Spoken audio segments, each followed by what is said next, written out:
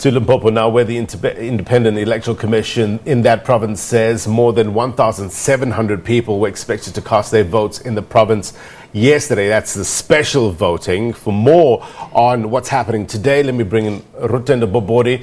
Lutendo Bobobodi is live for us in Luthuli township in Limpopo. Lutendo, thank you very much indeed for coming through. What are you witnessing there this morning?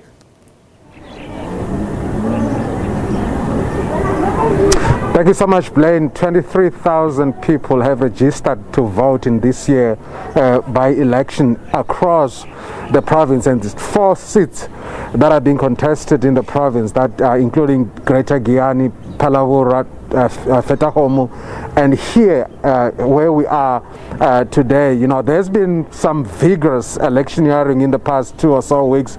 We've seen parties, big wigs coming through to cajole people into voting for their parties. And where we are today, as you rightly said, Luthuli township under Capricorn district municipality. As you can see, a voting station here just behind me. You don't see those quintessential long winding queues reminiscent of your general election or your local government election, but yes, you can see people are trickling in, and in the last hour or so I've seen about 70 people coming through to cast their vote, and you can see stringent COVID-19 regulations here. I've been a scold about this, about observing COVID-19 regulations at different places, and here people are being sanitized and all regulations are being followed here. And as we continue to talk about voting itself here, it promises to be quite free and fair. I've seen people here, ANC and EFF people, standing far away from the polling stations or the voting stations around here. I can tell you that people who are voting around here are only voting for EFF and ANC, because on the ballot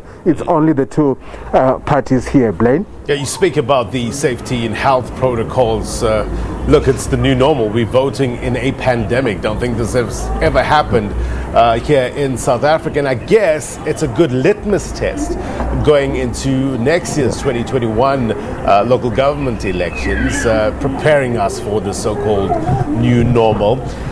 Getting back to the voters, have they embraced this? It's very quiet, as you mentioned, behind you.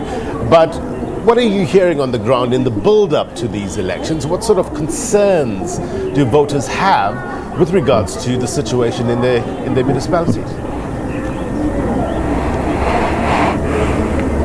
Yeah, as you rightly said, we've done a preview on this particular election from last week, and people are sharply divided in various wards. People are not really agreeing. In this particular ward where we are now, the seat here became vacant when an ANC councillor died a few months ago, and some people are saying, look, we are going to give the ANC another chance, and some are saying, no, we're going to give the EFF another chance, because they making allegations of nepotism, lack of service delivery, and stuff like that. But people are sharply divided on it, but they are there, they're excited, they want to see changes, and they're trusting whoever they're voting for.